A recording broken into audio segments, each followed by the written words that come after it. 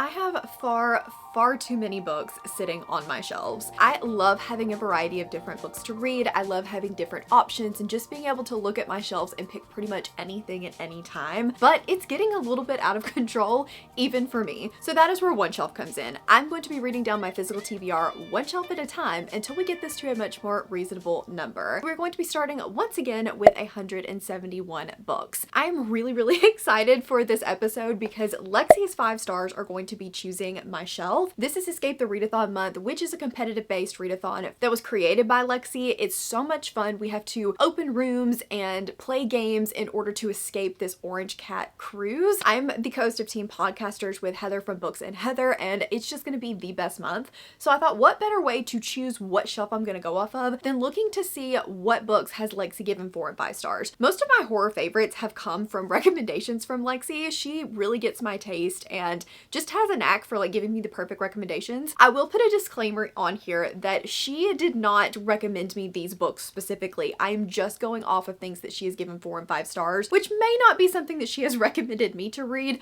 but it feels close enough. Out of all of my horror and thriller shelves and one of the sci-fi shelves, I believe, I had one that had 14 Lexi favorites on it, and that feels like an incredible number. Cheating maybe just a little bit because it is my Riley Sager shelf, but that's completely fine. So let me show you the shelf and what I'm gonna have to read for this video. I cannot wait. It is going to be one of the best months. I can feel it. So this is the shelf that we are currently working with. It is a little bit of a cheat because she's pretty much loved all of the Riley Sager books that she's read, and that is already like, what, 8 books off of the shelf, but you know what? It's fine. It's all fine. She's also really enjoyed Ghost Eaters. I believe Rest Stop, Mary, Nestlings was a win. I don't think she's read When the Wolf Comes Home yet, but did really enjoy like The Last Housewife, Midnight's the Darkest Hour, In My Dreams I Hold a Knife. She actually recommended me Strange Sally Diamond, and it ended up being one of my favorite books of the year last year. And then she also really enjoyed The Writing Retreat as well. So I cannot wait for this shelf. So of all of these, I need to read When the Wolf Comes Home by Nat Cassidy. I have loved pretty much every Nat Cassidy that I have read, and I cannot wait. It's also the book for the Patreon book club that Cassidy and I run over on our Patreons, and I cannot wait to see what everybody's opinions are of this.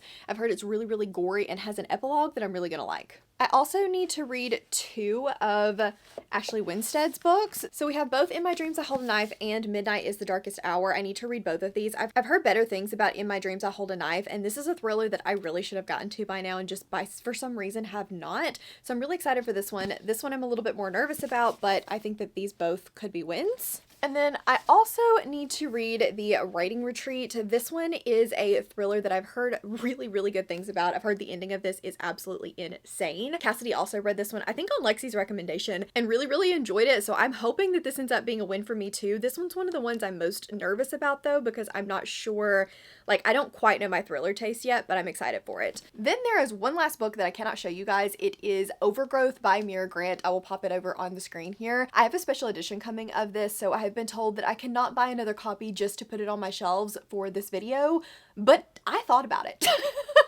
I really want to read it, so even though I don't currently own it, it is going to be going on the shelf, and I'm gonna have to read it at some point, so we're gonna use now as that opportunity. That is the newest book from Mira Grant, and I'm so excited for it. So I think I'm going to start with The Writing Retreat. One reason for this is the room that our team is trying to open up first is the pool, and in order to open this, we have to read books with 2 of the same letter in the title. So for this one, I'll be using the 2 I's in writing as my double letter. This is also one that I think is going to be super fast. Like I think I'm going to be able to fly through this, and we need to try to get this room open as fast as possible. So I'm very excited to pick this up. It's going to be a great time. Like I cannot wait for this week. So we're on our first set of Escape the Readathon sprints, and I managed to get to 25% of this while I was on my way to and from work today, and I'm enjoying it. I like the writing in this a lot. It just flows so well. It is so easy to listen to and read. The narrator's doing a really good job. I like our main character. She is not my favorite, but I do like her, and I'm curious to know more about her. She's definitely a little bit more on the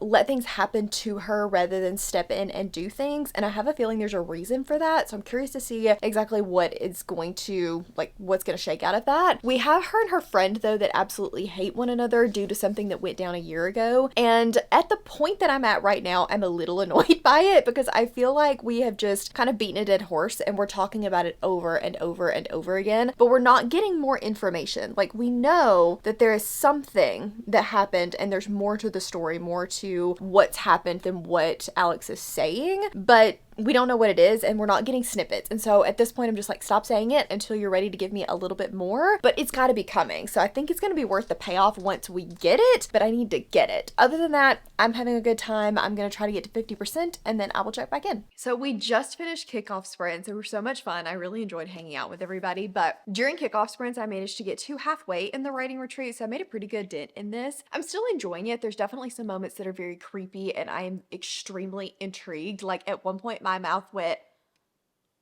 what is happening? But for the most part, I do feel like the overall setup and story is moving pretty slowly. We have intriguing moments, but I just feel like they're doing a lot of standing around talking and not enough is happening for me to call this a thriller at the moment. There's definitely things that I'm super intrigued by, but the plot itself is moving pretty slowly. So I'm hoping that now that we're at the halfway point, things will start speeding up. The one thing I do know about this book is the ending is crazy. And so I'm curious to see what this slower setup is going to lend to the ending being really, really wild. I have no idea where it's going. I'm not even trying to speculate where it's going. I want to be surprised, but I do wish that things would move just a little bit faster. We're definitely exploring female friendships, toxic relationships, different dynamics between people, and I think that that is being done really, really well. I'm very unsettled by Alex and Ren's relationship, and the way that she's exploring that dynamic is just so uncomfy. Like, it's literally making me uncomfortable, and it is supposed to. It is such a toxic friendship / ex friendship, and it is intended to make you very uncomfortable, and it's doing its job. So I will definitely give it props for that. I like that it's also kind of exploring sexuality. I think that that is really, really interesting. And while the friendship itself is toxic, the way that she's presenting that conversation, I think is really, really well done. So I'm enjoying that a lot. I just wish that it would speed up just a little bit. Where'd it go? Where'd it go? Where'd it go? It's up here. Okay, I got it. I finished the writing retreat. The second half of this book, so much stronger than the first half. Like, I think that it was a different book. The first half was really slow. It was taking me a while to get into it. I was like, why are we going on and on about this thing? Like, I'm kind of over it. And then the second half kicked in, I guess probably the last 40%. And I was just like, there is so much going on. The ending is wild. I wouldn't say that it's just like the most shocking thing that I've ever read, but also it was very twisty turvy, and I just kept flipping the pages because I was like, where is this gonna go next? What's gonna happen? Because it's perfect. And I had the best time with it. I really, really, really liked the ending. But overall, I think this is gonna get a 4-star for me, because while I enjoyed the ending a lot, I do think the beginning was a little slow. In the beginning, I honestly thought I was gonna give this a 3-star. I was like, I don't think that I'm gonna love this as much as everybody else, and I want to love this, but I am bored. And even though I appreciate the tone and the conversations that we're having, it's just not quite enough for me as from an enjoyment perspective to give it a 4 or a 5-star. And then that last half was just wild, absolutely wild. And I thought that it was so perfect for the characters and the setup that she had done in the beginning. Even though it was far too slow and drug out for far too long, it was still a great ending for this book. So I'm gonna give this one a 4-star. I really enjoyed it. And then I was trying to decide what I was gonna read next, and Cassidy and I were backstage on sprints kind of talking it out. Originally, I was gonna go with In My Dreams I Hold a Knife, but since I just finished this one, which is more of a fun thriller, gonna kind of palette cleanse a little bit and go with a sci-fi horror. I told you guys in my intro that I had Overgrowth by Mira Grant coming, but is not on my shelves yet. Pretend it is. Pretend it is on the shelves, and it's just gonna be okay. I make the rules because I really, really want to read this, and I really, really want to read this right now. So I don't have it yet, but it's got to be right eventually. So I think that's what I'm going to read next. Kind of palette cleanse, reset before going into In My Dreams I Hold a Knife or Midnight is the Darkest Hour, which are a little more similar to this one. And then I am saving When the Wolf Comes Home as a reward for finishing this. I am absolutely exhausted, so I have not gotten a lot of reading done. I've just been watching Suits. I've really been enjoying just binging TV shows recently. I am not necessarily a book binger, but I am definitely a TV binger. I will fly through a whole like show before most people have time to even watch one season. It's a personality flaw slash a superpower. Not really sure which one we would go with, but I absolutely love that show. I've seen it before, but I don't really remember most of it. It's been a long time. I wanted to watch it and then watch the new LA version because I've heard it's supposed to be really good. I want to watch the new Ransom Canyon show, which is cowboys. I actually thought about doing a all about cowboys weekend and like trying to read as much cowboy romance as physically possible as well as watch the show. Would that be something you guys would be interested in seeing? Because I think it would be fun for me, but I don't know if it would be fun for you. So if you're interested, if that's something you would absolutely watch, let me know down in the comments. But if it's like not for you, that's also totally fine. I have slowly but surely managed to get to about a quarter of the way through Overgrowth by Mira Grant, and this is, it's different. It's not what I expected. I'm not really sure what I expected, but it is not exactly what I expected. We're following Anastasia, and when she was a 3-year-old, she was body snatched and replaced and was hatched as an alien. And she's been telling everyone her entire life that she is an alien. She is not the 3-year-old daughter that waltzed into the forest that day, and nobody believes her. They just assume trauma. But no, she's actually an alien, and she keeps telling them that her people are going to be invading. She doesn't know when. She doesn't really know what she's supposed to do about it, but she just kind of exists in her own little world until it happens. And it's very slice of life, but also we're talking about the invasion all at the same time. The first chapter slash prologue really set the stage and was super interesting for me. It was kind of like, ugh. And definitely if you have triggers for like kid stuff, maybe don't read this, but I really liked it. And then we got into the meat, and it's definitely a very stream of conscious style writing, but in my opinion it works because if you were an alien and you weren't a human, then all of your like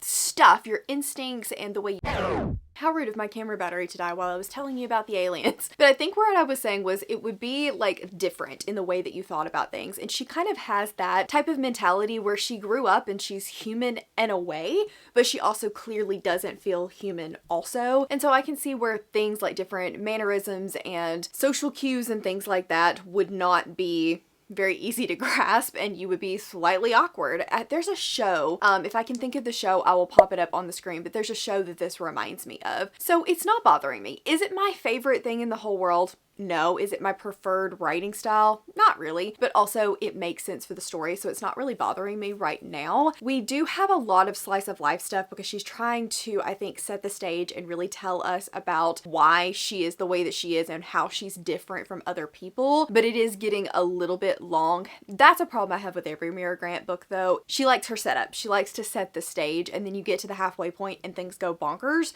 So I anticipate that's probably what will happen with this one as well. So I'm just kind of trying to enjoy the setup, enjoy the ride. We are kind of getting closer and closer to the invasion, and there are definitely conversations happening that are eerily similar to the way that the politics of the world, especially in the US, are right now. So again, if that is triggering for you, maybe hold off on this book for a little while, but I think it's doing it in a very interesting way. And I don't think she wrote this when this was all happening. Like clearly she didn't because it's just now coming out, but I don't know. It has some eerily similar like tones to it, and it's depressing but also very interesting to read about. So I'm enjoying it. I'm not completely obsessed with it right now, but I do want to continue reading. The narrator is doing a really good job with the audiobook, but it's also very easy to read with my eyeballs, so I'm kind of switching back and forth between the ebook and the audiobook, and I'm having a good time.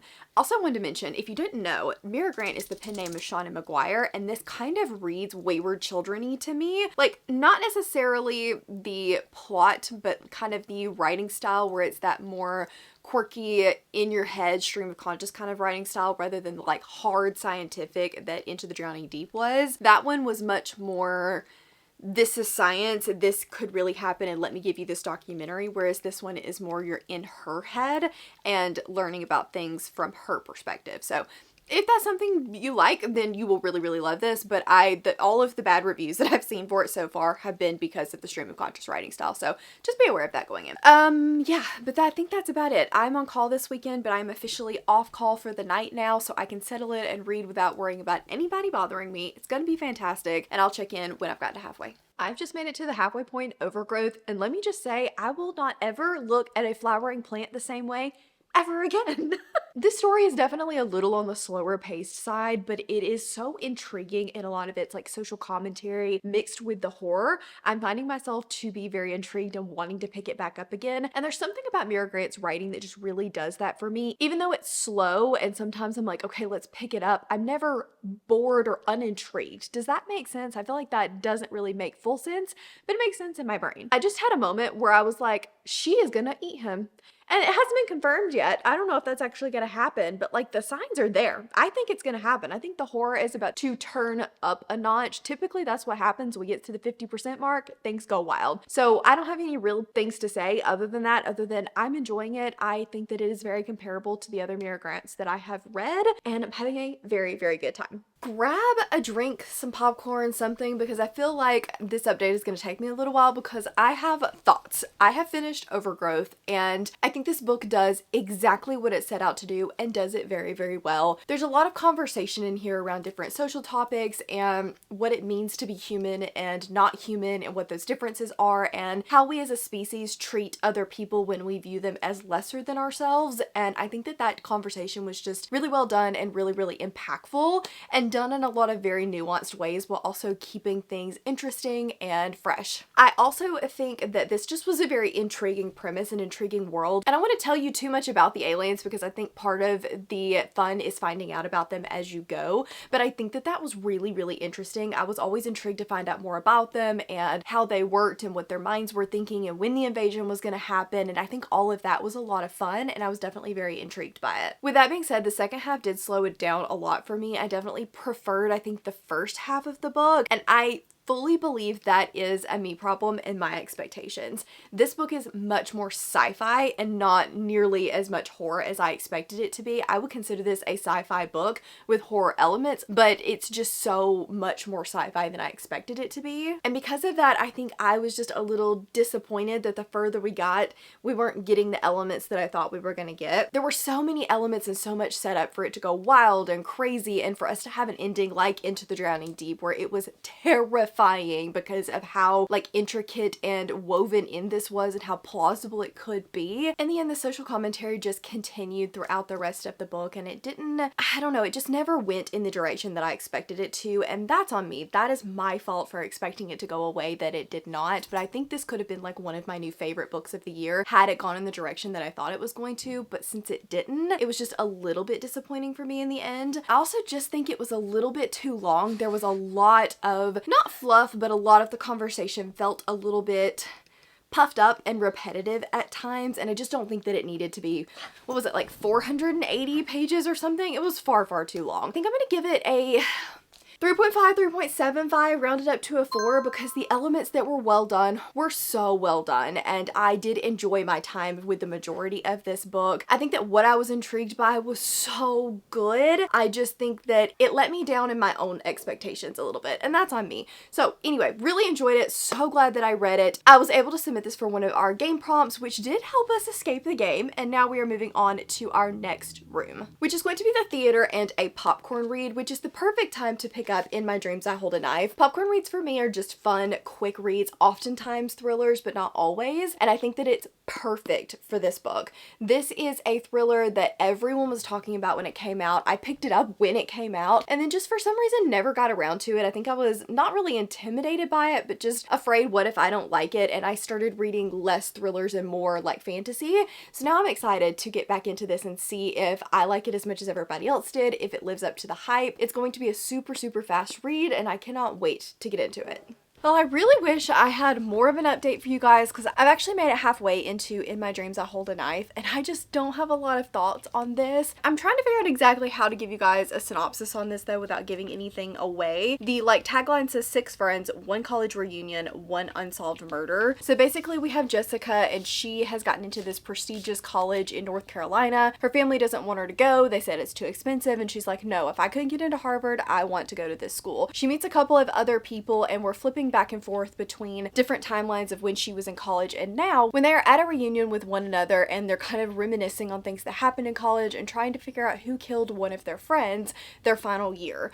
And it's like I said, flipping back and forth between the two timelines, and that in and of itself I don't mind, but it's doing it in a very non-linear way, which normally, again, I don't mind, but we're like in the now, then freshman year, then in the now, then in junior year, then in the now, then sophomore year, then in the now, and then 1 year later, and it's just back and forth, which is a little difficult to follow on the audiobook at the speed that I normally listen to, so I did have to slow it down some, but I feel like because of that, I'm not invested, because every time I get invested in a particular thing that's going on, it flips. Some of the things that we're like talking about in the sophomore year, the junior year, is not at all related to the plot of the book. It's trying to establish character development and relationships. I get that, but unfortunately it just feels, I don't know, it's boring, and it doesn't feel like it relates to the story, especially when we're flipping back and forth like that. So I'm not loving that aspect of it. Also, I think the characters are generally fine. One of the things that I saw in the reviews, because I was like, is it just me that's not loving this? Because I feel like everybody I know loves this book, and I just am like, what's wrong with me? Am I the problem? Is it me? Because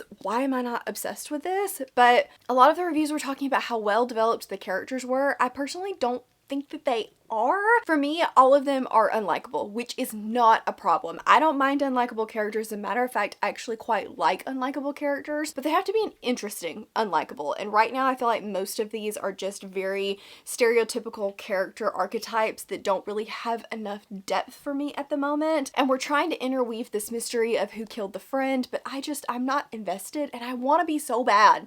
I want to be so bad, but I'm just not at the moment. I'm hoping this is just halfway syndrome. It's not terribly uncommon for me to prefer the second half of a thriller, so hopefully I will come back and be obsessed in the second half of this, but I'm really trying hard not to DNF it at the moment. Two kind of updates for you. The first is I've decided to DNF In My Dreams I Hold a Knife. I just am not able to get invested in this book, and I don't think continuing past the 50% mark is going to make me invested. I can definitely see how there will be like more twists and turns and things that might make this book better for me, but unfortunately I'm zoning out when I'm reading it physically or listening to it, and I think that's a good tell for me, because usually if I'm having trouble focusing, if I switch formats, then I'm typically able to focus in one format or another, and unfortunately this one is just not doing it for me. I did get to 51% of this though, so I did count it for our theater room. It's definitely a popcorn read. It's definitely so easy to fly through. I just did not want to spend more of my time on it when I wasn't really having a good time, which I hate because this is such a loved thriller. I feel like it's a me problem, but yeah, it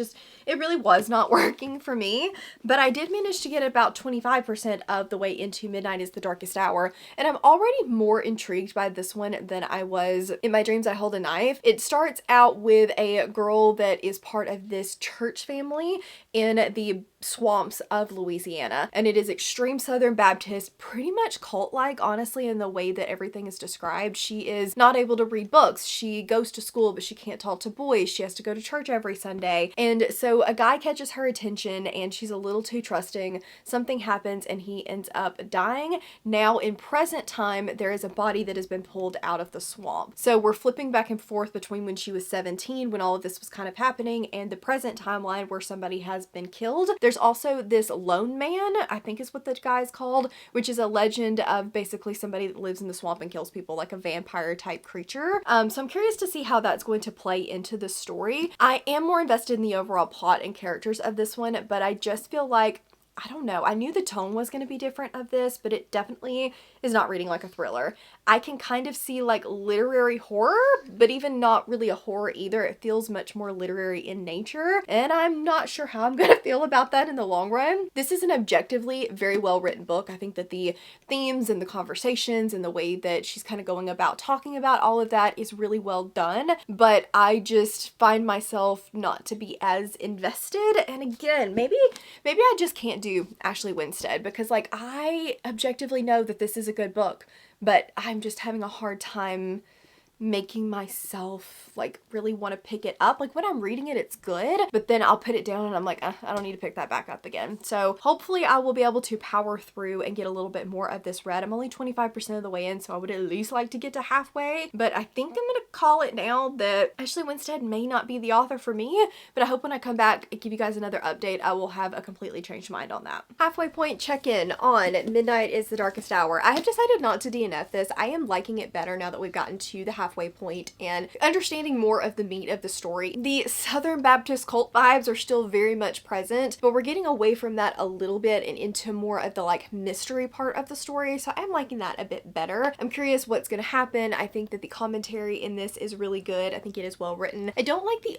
audiobook though. She definitely reads very, very young, which is intentional. She's supposed to be a very naive young character, so it's not that the audiobook is bad or doing anything wrong, but it definitely just makes me feel like I'm reading from a young adult point of view, but she's not a young adult and these are very dark, deep things, so it's kind of a weird juxtaposition. And she's got a Southern accent, and sometimes me listening to Southern accents that are clearly not their natural accent is a little hard because I live in Alabama, so like Southern accent is what I hear all day every day, so when it is not as natural sometimes it throws me off, and that's just a me thing. She's actually doing a very good job with her Southern accent, but overall I like it. I think it's well written. I think it's good. Am I super invested still? No, but I'm getting more invested. I finished Midnight is the Darkest Hour and I'm gonna give this a 3-star. I think that it is extremely well written. I think that it has a lot to say. I think that it's well plotted. I think that objectively this is a good book,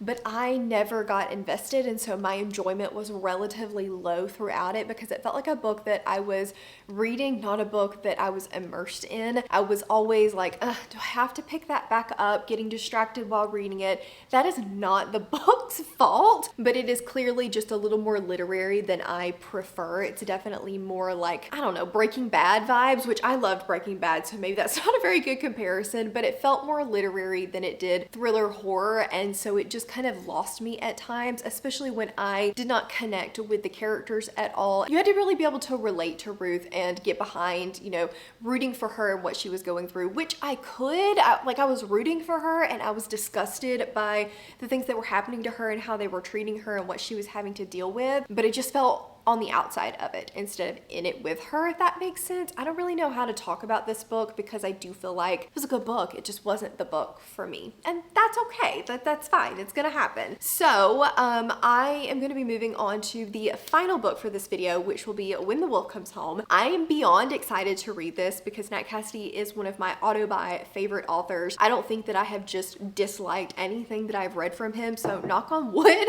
that will continue to be the case because I have loved his books. I love the commentary. He is one that does social commentary and hits hard topics very, very well in my opinion. He balances that extremely well with the horror elements and the intrigue elements. So I can't wait to pick it up, and just fingers crossed for me that it is a win. So I am flying and already have an update for you guys on When the Wolf Comes Home. I am really, really enjoying this, but it's very, very weird. Do I know what the heck is going on right now? Absolutely not. I'm just along for the ride, but I'm also very confused. This book is very different in tone from the rest of Nat Cassidy's books. I feel like Mary was very slow and methodical and really made you work for it to get to the end. Nestlings was definitely more mysterious and atmospheric, but paced a little bit better in my opinion than Mary. This one, breakneck speed. It has not stopped since it started, and it started on chapter 2. So I definitely feel like the vibe is not what I was expecting, but also exactly what I was expecting all at the same time. I'm not going to tell you much about what this is about because honestly, I went into it mostly blind, and I think personally that was the best way to go. We're following Jess, and she is a aspiring actress in LA. Her father's just died. She's trying to make ends meet when on her shift she gets pricked by a needle in the dirty bathroom, ends up going home kind of hallucinating, freaking out when she finds a boy in her backyard, and this boy says that there is a man after him. His daddy is after him, he is scared of him, and people get ripped apart by a wolf. That's all I'm going to tell you, and it is as unhinged as the synopsis that I just gave makes it sound. There was something that just happened in chapter 17 and I was like, say huh, what? And that's kind of how I felt about the whole thing. This is not for the weak-stomached. This is definitely very, very, very gory. Chapter 5 is when the gore really hits the fan, probably in bad taste for me to say, but for lack of a better way to put it, the gore hits the fan. And if you are weak-stomached or you don't like gore in your books, this is not going to be for you. Cassidy and I were talking about like what this book was supposed to be a homage to, and I went and looked it up, and it is a 1980s horror chase novel, and it definitely fits those vibes. It kind of gives me 80s slasher vibes, but I'm not mad about it. So I want to know more about what's going on. I'm curious to know more about what's going on, but I'm really enjoying my time so far. I'm back again because I've made further progress in When the Wolf Comes Home. I have now gotten to halfway in this. I think that we've gotten to a little bit of not lull because the action is still very present, but it's kind of gotten to a point where we know what's going on now. We know what the weird is all about. We know how it's coming into play and what is actually happening. And I am not 100% sure how I feel about that, but I think that I like it. It's definitely different. Took a turn that I was not expecting this to take, but also, like I said, I'm not mad about it either, but I'm still trying to sit on, do I love it or do I just like it? I think I really like it, but to be determined as I get a little further in. I don't really want to tell you what kind of vibes this gives off because I feel like the, oh, that's what's going on was a good like revelation to have, and so I don't want to spoil that for you, but it was definitely a revelation and one that I was definitely not expecting. Other than that, I don't really have a lot of in-depth thoughts. I think Nat Cassidy does interweaving conversation into such a weird horror very well, and this one is no different. I'm anxious to get to his afterword when I finish it because I love the afterwards from him to see kind of how he interpreted it and what his inspiration was for the story, but you're slowly starting to see that. I think Jess and the boy are really good characters, even though it's mostly centered around them and we don't have a lot of other characters. I don't feel like I'm bored with it being more isolated to just the two of them. We also have her mom, who is a very weird but interesting character, and I feel like for such a not basic type story, but like basic chase type premise, they're very fleshed out. And typically speaking, I feel like in a thriller where you're on the run, the characters are not the focus, it's whatever's chasing them. And I really like that. I feel like I know the characters pretty well in this. I feel like I know the boy's motivations and can feel what's making him anxious and what's making him feel the way that he does, while Jess also struggles with the fact that she doesn't know what to do with kids and she's dealing with trauma of her own. So I'm enjoying this. It's such a fast read. I honestly think I could finish this tonight if I set my mind to it, because I am zooming through this and the audio is incredible. I haven't had a bad audio from Nat Cassidy yet, but the narrator in this is killing it. Let's talk final thoughts on When the Wolf Comes Home, as well as how I did during this episode of One Shelf. So firstly, final thoughts. I really enjoyed this one. I think that it was extremely fast paced. It was definitely different than what most of other Nat Cassidy works I have read, but more similar to his novella Rest Stop than Mary and Nestlings. Those are much more atmospheric, slow, commentary based, whereas this one is much more fast paced, fun, quirky, and gory than those were. So different vibes. If you are a diehard Mary Nestling stan, set your expectations before going into this one because it feels very different. I liked part one a lot, where we were learning about what was going on and trying to figure things out, and we were, running and doing all the things, but then we got to part two and that's where the revelation happened and where things got really weird, and I don't know that I fully loved that. It definitely took me a little warming up to be like, oh, okay, well, this is what's happening. This is what's going on. I think that I wish we had taken a little bit longer to get to the reveal part, where we had started to slowly piece it together on our own, but it went from what the heck is happening to, oh, that's the POV that just basically tells me what's happening. And I wish there'd been a little bit more time in between those two where we were putting things together, but I enjoyed the being confused and having fun. So part two was definitely my least favorite. Then we got to part three, and part three was my favorite of the book by far. It's where we got some more of that commentary, where we learned a little bit more of what the story was trying to say. It was still a lot of fun. We got some more gore. It kind of mashed parts one and part two together while also giving us some character depth, which I really liked. And then we got to part four. Part four was very short. It felt more like an epilogue than a part, and I'm not sure if I needed it in the end. I feel like it left things a little more ambiguous, which was fine, but I liked the, oh crap, did he just go there, that happened at the end of part three. So I have mixed feelings on the parts themselves and what I wish could have been potentially different, but in the end I still really enjoyed this story, and the afterword brought up my enjoyment potentially by half a star. Nat Cassidy just always manages to put some raw emotion into things and give you context as to why he wrote this story, what this story meant to him, what this story he hopes will mean to other readers, and it's just really impactful and I think really really important part of the book. Do not skip the afterwards. If there is anything I can tell you right now, it is do not skip Nat Cassidy's afterwards because they are just so good. So in the end, I think I've been sitting on this for a day or so and I still don't fully know what my rating's gonna be. I think I'm gonna give it a 4-star. I liked this a lot, but it definitely had a few complaints to it based off of the other 2 books. Like, I prefer Nestlings to this one, but I still really enjoyed it. I think it's just going to help to know going in that this is a much more fast-paced 80s chase style than it is a more contemplative atmospheric style. So I'm glad I read this. It's definitely going to stay on my shelves. I will be recommending it. But in the end, let me show you guys what my final shelves look like and how many books we managed to get down to. Okay, so I look at the final shelf. Right now I am keeping Midnight is the Darkest Hour. I'm not 100% sure if I'm going to keep it or not, but we're going to keep it for now. I'd already read all the Riley Sager and I'd already read everything up to When the Wolf Comes Home, so we managed to get that checked off. Midnight is the Darkest Hour. I decided to unhaul In My Dreams I Hold a Knife because I did not finish that one, and then we have Writing Retreat over here on the end, which I really enjoyed as well. Okay, so that got us down, I believe, if I looked at my spreadsheet right, if not, I'll pop it up on the screen, 167 books on my physical TBR, so we're headed in the right direction. I have bought a few things and I still need to put those in the spreadsheet, so we're gonna see what the numbers end up looking like when I get to that point, but fingers crossed it won't be too bad and I'll read a lot of them before the next One Shelf episode. Thank you guys so very much for watching. I always have a blast filming these and I hope you have a blast watching them. If you just want to let me know that you were here and hanging out, leave me a wolf for When the Wolf Comes Home. As always, thank you guys so very much for watching and I will see you in the next one.